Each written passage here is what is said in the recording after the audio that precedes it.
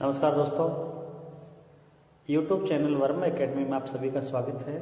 दोस्तों, आपके लिए एक नया वीडियो है व्याकरण से भाषा। मनुष्य एक सामाजिक प्राणी है और समाज में रहता है और रह करके वो भाषा और व्यवहार से सब कुछ सीखता है। तो भाषा की आवश्यकता क्यों पड़ी और भाषा क्या काम करती है मनुष्य के लिए, आइए हम उस पर चर्चा करते हैं कि भाषा शब्द की जो उत्पत्ति है वो किस प्रकार हुई। देखिए, भाषा का मतलब होता है भाष। भाष मतलब कहना, मूल धातु है ये भाष, और भाष का मतलब है कहना, है ना। और इसी से बना है भाषण। यानी कि हम कभी कभी भाषण देते हैं, है ना, या बोलते हैं या लिखते हैं, तो उसमें किसी न किसी भाषा की आवश्यकता होती है। ठीक है, तो भाषा क्या है उसको परिभाषित रूप से हम समझेंगे। भाषा अभिव्यक्ति का माध्यम है। भाषा मतलब वाणी, वाणी को व्यक्त करने का माध्यम है। कैसे? अभिव्यक्ति का माध्यम। अब अभिव्यक्ति किन चीजों की होती है? मन के भाव, मन के भाव और विचार। जैसे हमारे मन में कोई भाव या विचार आता है तो हम उसको सामने वाले या श्रोता तक हम अपनी बात को कैसे पहुंचाएंगे। तो पहुंचाने के लिए एक माध्यम की आवश्यकता होती है और वो माध्यम है भाषा। भाषा चाहे लिखित भी हो सकती है, चाहे मौखिक भी हो सकती है। तो इसकी एक परिभाषा देखिए क्या होगी कि भाषा जो है वो अभिव्यक्ति का वह माध्यम है जिसके माध्यम से हम अपने मन के भाव और विचारों को अभिव्यक्त करते हैं। अर्थात यदि भाषा न हो तो मनुष्य अपने मन की बात को अभिव्यक्त नहीं कर सकता, विचारों को अभिव्यक्त नहीं कर सकता। जैसे मानो कि उदाहरण लेते हैं, कोई गूंगा व्यक्ति है, बोल नहीं पाता, मूक व्यक्ति जिसे बोलते हैं मूक व्यक्ति। ठीक है, तो वो संकेतों से अपनी बात को कहेगा, लेकिन वो स्पष्ट रूप से समझने में हमें असुविधा होगी या समझने वाला ठीक से उसको समझ नहीं पाएगा। इसलिए जो व्यक्त वाणी है वो भाषा है, और भाषा के माध्यम से हम अपने मन के भाव और विचारों को अभिव्यक्त कर सकते हैं। अब आइए आगे जाकर के भाषा के जो रूप है वो दो प्रकार के होते हैं। पहला है देखिए भाषा के रूप। इसका पहला जो रूप होता है वो मौखिक है और दूसरा है लिखित। दो रूप होते हैं भाषा के। देखिए यहाँ पर पहला इसका रूप है मौखिक और दूसरा है ये लिखित। ठीक है, ये दो रूप हो गए इसके। मौखिक का मतलब है बोलकर। मौखिक का मतलब होता है बोलकर, ठीक है, और लिखित का मतलब होता है लिखकर। तो हम इसको समझ सकते हैं। आगे जाकर के देखिए, हम मुख से अभिव्यक्ति जो विचार है, यानी कि बोल करके हम जिन विचारों की अभिव्यक्ति करते हैं वो मौखिक भाषा कहलाती है। यानी कि बोल करके जो अपने मन की बात हम अभिव्यक्त करते हैं, विचार अभिव्यक्त करते हैं, वो भाषा का पहला रूप है मौखिक। और ये ध्यान देने योग्य बात है कि भाषा का मूल रूप मौखिक ही होता है। भाषा का जो मूल रूप है, प्रतियोगी परीक्षा में पूछा जाता है कि भाषा का मूल रूप कौन सा है, तो भाषा का जो मूल रूप है वो मौखिक होता है। ध्यान रखना है, ये भाषा का मूल रूप है मौखिक। मौखिक भाषा में कौन कौन सी चीज आती है? देखिए, मौखिक भाषा में आएगी जैसे भाषण देना, ठीक है, या वार्ता करना, आपस में हम बातचीत करते हैं ना, ये भी मौखिक भाषा में आती है।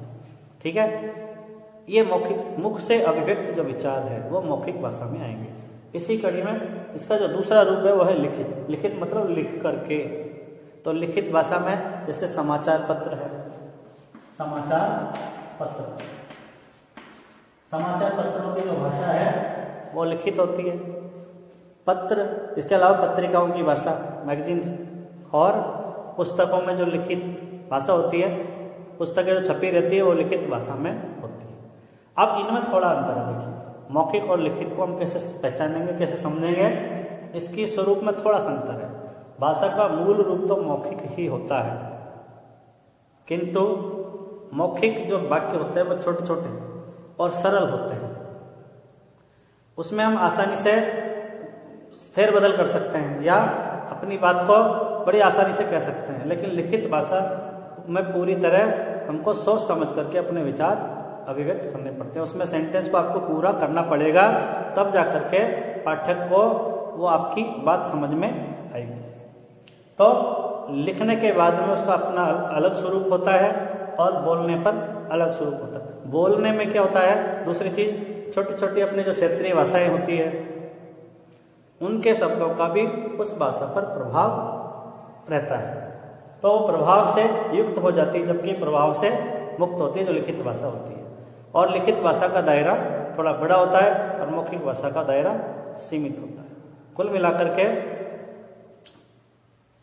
भाषा के दो रूप हुए, मौखिक और लिखित। तो इस प्रकार से हम जानेंगे कि जैसे भाषण और वार्ता ये मौखिक श्रेणी में आती है, और समाचार पत्र है, पत्रिकाओं की, पुस्तकों की, इनकी जो भाषा है वो भाषा के लिखित स्वरूप में आती है। तो ये है भाषा। अब भाषा सीखने का जो क्रम है उसको समझते हैं। आइए अब आते हैं भाषा सीखने का क्रम। तो कोई भी बालक हो भाषा किस प्रकार से सीखता है, उसका क्या क्रम है, तो सीखने की प्रक्रिया उसको हम समझेंगे। देखिए कैसे भाषा सीखने का ये एक क्रम है। तो इसका फार्मूला है सब पलो। क्या कहेंगे इसको? सब पलो, ये इसका सूत्र है। आप सूत्र भी मान सकते हैं इसको, ठीक है। सब पलो, स का मतलब होता है सुनना, यानी कि भाषा जब सीखते हैं हम तो सबसे पहले सुनते हैं। उसके बाद में दूसरा क्रम आता है इसका ब, मतलब बोलने की क्रिया संपन्न होती है। फिर है प मतलब पढ़ना, और ल का मतलब है लिखना। यानी कि सबसे पहले हम सुनते हैं, फिर बोलते हैं, फिर पढ़ते हैं और फिर लिखते हैं। एक प्रैक्टिकल देखिए आप, जैसे पहली क्लास में हम पढ़ने के लिए जाते हैं तो सबसे पहले वर्णमाला हमको सिखाई जाती है। तो गुरुजी क्या करते हैं, सबसे पहले हमें एक वर्ण सुनाते हैं। जैसे बोलो ऐसे अनार, ऐसे अनार, ऐसे हमको बोलने के लिए कहा जाता है। ऐसे अनार, आ से आम, इस प्रकार गुरुजी बोलते हैं, फिर हम उसको सुनते हैं अपने कानों से, हैं। सबसे पहले की प्रक्रिया जो हुई, गुरुजी ने तो कहा लेकिन हमने सुना, हम सीखने वाले हम हैं, तो सबसे पहले हमने उसको कानों से सुना। सुनने के बाद हम क्या करते हैं, जैसा सुनते हैं वैसा ही हम बोलते हैं, ठीक है। तो इसमें क्या है, ऐसे अनार गुरुजी ने कहा तो हम भी एक इसको रिपीट करेंगे, बोलेंगे कि ऐसे अनार। तो ये बिल्कुल इसकी पुनरावृत्ति हो जाती है। ये हो गया बोलना। अब गुरुजी ने आगे जाकर के लिख दिया कि भाई अनार ऐसे लिखा जाता है, ए वर्ण ऐसे लिखा जाता है। तो इसको हम क्या करेंगे, मन में पढ़ेंगे कि भाई ए ऐसे है। आंखों से देख लिया, मन में इसको पढ़ लिया, पढ़ने के बाद उसको देख करके हम धीरे धीरे अपने हाथ से लिखना सीखते हैं। ऐसे घुमा के, ऐसे घुमा के, और ऐसे ही हमने लिखना सीख लिया। तो ये सीखने के बाद में ये देखो लिखित जो स्वरूप हमारे सामने आ जाता है, हम यहाँ करके सीख जाते हैं। तो भाषा की ये प्रक्रिया है सीखने की। पहले सुनते हैं, फिर बोलते हैं, फिर पढ़ते हैं और फिर लिखते हैं। तो ऐसे सवाल भी कभी कभी प्रतियोगी परीक्षाओं में आ जाते हैं कि भाषा सीखने का क्या क्रम है। तो ये भाषा सीखने का ये क्रम मैंने आपको बहुत ही संक्षेप में फार्मूले के रूप से आपको बता दिया। सुनना, बोलना, पढ़ना और लिखना, इसे ध्यान रखेंगे। अब आते हैं आगे। तो इसके बाद आती है बोलियां। बोली क्या है? बोली मतलब बोलना शब्द से बना, ठीक है। तो भाषा का अपना व्याकरण होता है, बोली का अपना कोई व्याकरण नहीं होता। बोली का दायरा बहुत सीमित होता है।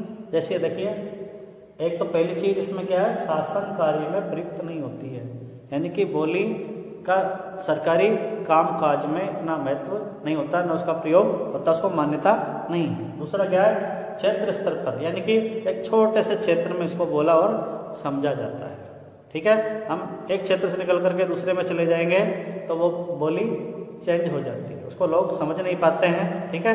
और फिर क्या है, तीसरी चीज क्या है, इसमें साहित्य रचना तो होती है। साहित्य, वहाँ के जो लोकल उस बोली को बोलने वाले जो साहित्यकार होते हैं वो किताबें लिखते हैं, साहित्य की रचना करते हैं।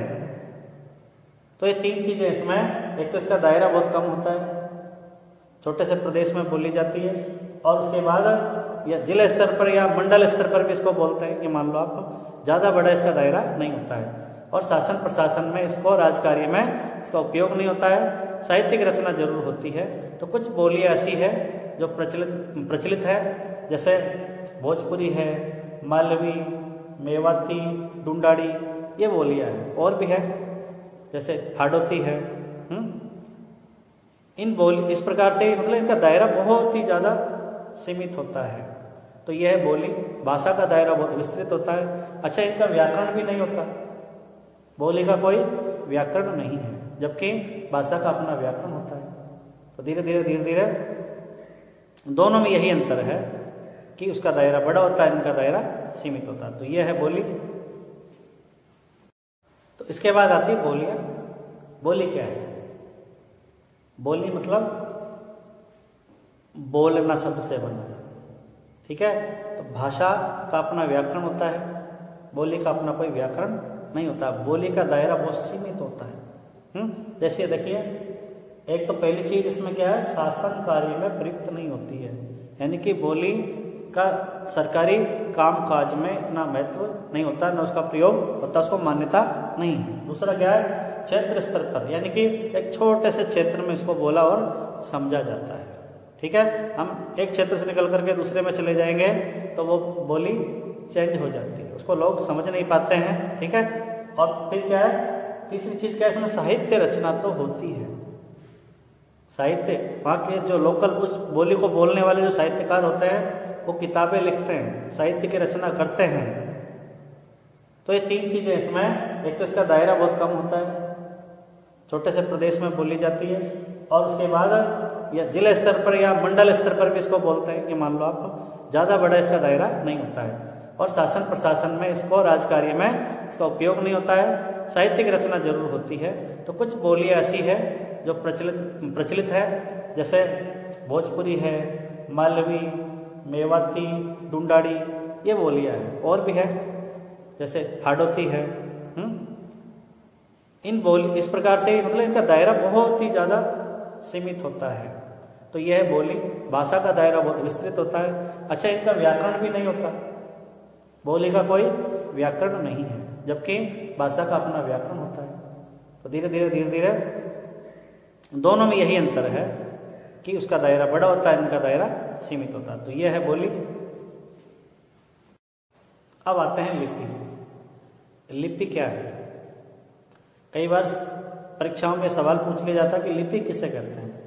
तो भाषा के विकास में लिपि का अत्यंत महत्वपूर्ण योगदान होता है। बिना लिपि के हम किसी भाषा को लिख नहीं सकते। अब पारिभाषिक रूप से समझेंगे, लिपि का मतलब लिपना या चित्रित करना। आपने देखा होगा पहले जब भाषा का विकास नहीं हुआ था तो लोग अपनी बात को संकेतों के माध्यम से या चित्र बना करके आगे संदेश प्रेषित करते थे या अभिव्यक्त कर देते थे। यानी अभिव्यक्ति का माध्यम पहले या तो लिपना या चित्रित करना ही होता था। तो उसी से इसका विकास हुआ लिपि। लिपि क्यों जरूरी है? देखिए, क्योंकि मौखिक जो ध्वनि चिन्ह है हमने विकसित किए हैं, ए, आ, ई, ये जो ध्वनि चिन्ह है यानी वर्ण है, इन वर्णों को लिखने की जो प्रक्रिया है, ध्वनि चिन्ह है ना, इनको लिखने के लिए जो माध्यम चाहिए, जो एक लिखित स्वरूप में हमारे सामने जिस माध्यम से अभिव्यक्त होता है वो लिपि है। अगर लिपि नहीं है तो हम उन ध्वनि चिन्हों को अभिव्यक्त नहीं कर पाएंगे। इसलिए ध्वनि चिन्ह या वर्ण या अक्षर जो भी हो, उसको लिखने की जो प्रक्रिया है, जिसके माध्यम से हम उसको सामने लाते हैं, वो लिपि है। बिना लिपि के, अब देखिए लिपि भाषा के अनुसार लिपि अलग अलग है। जैसे हिंदी भाषा है, आइए समझिए इसको। इसमें भी एक सवाल परीक्षा में पूछा जाता है। हिंदी की अपनी लिपि है, उसका नाम है देवनागरी। देवनागरी, देवनागरी लिपि हिंदी की लिपि है। ऐसे अंग्रेजी की अपनी लिपि है, अंग्रेजी भाषा की। अंग्रेजी की लिपि को कहते हैं रोमन लिपि, रोमन। ऐसे उर्दू की अपनी लिपि है, उर्दू, ये अरबी। फारसी की अपनी लिपि है, फारसी, फारसी की लिपि वही फारसी।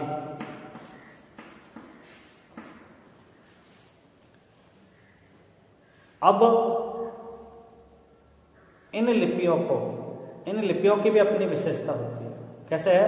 जैसे हिंदी भाषा की जो लिपि है देवनागरी, इसकी विशेषता यह है कि ये बाईं ओर से दाईं ओर लिखी जाती है। जैसे देखिए मैंने भी लिखा है, जैसे यूं बाईं तरफ से मैं दाईं तरफ जाता हूँ और वापस फिर बाईं तरफ आता हूँ, ये क्रम है। जबकि उर्दू जो ऐसी भाषा है उसकी अपनी एक विशेषता है। उसकी जो लिपि है उसकी क्या विशेषता है कि वो दाईं ओर से बाईं ओर लिखी जाती है, यानी कि इस क्रम में चलती है। ठीक है, तो आपको ध्यान योग्य ये चीजें हैं कि हिंदी की लिपि देवनागरी, अंग्रेजी की रोमन, उर्दू की अरबी फारसी है और फारसी की फारसी। और भी जैसे गुजराती है उसकी महाजनी लिपि है, और क्या कहते हैं पंजाबी की गुरुमुखी। तो इन भाषाओं की अपनी अपनी लिपियां हैं। संस्कृत की है वो भी देवनागरी लिपि है। तो इनसे परीक्षा में एक सवाल पूछा जाता है, तो हमें ये याद रखने योग्य है कि हिंदी देवनागरी में लिखी जाती है, अंग्रेजी रोमन में, उर्दू अरबी में, फारसी में, पंजाबी गुरुमुखी में, गुजराती महाजनी। ये ध्यान रखने योग्य है। तो लिपि की क्यों जरूरत है? क्योंकि बिना लिपि के हम ध्वनि चिन्हों को अभिव्यक्त नहीं कर सकते। तो यह है लिपि। अब आते हैं हम व्याकरण पर। व्याकरण क्या है? अगला टॉपिक है इसमें व्याकरण। तो भाषा, बोली, लिपि, अब आते हैं व्याकरण। अब भाषा में व्याकरण की क्यों आवश्यकता पड़ी? जैसे एक सेंटेंस से हम अपन देख सकते हैं कि राम घर जाती है, राम घर जाती है। एक वाक्य में लिख रहा हूं, राम घर जाती है। आप देख सकते हैं जैसे मैंने ये वाक्य बोला आपको लगा कि ये वाक्य गलत है, यानी इसमें कहीं पर कोई त्रुटि है। और त्रुटि किस आधार पर देखिए, यानी कि क्रिया स्त्रीलिंग की है और इसका कर्ता है पुल्लिंग। यहाँ पर मैंने गलती की। ठीक है, ये गलती हमको कैसे पता चला? व्याकरण से।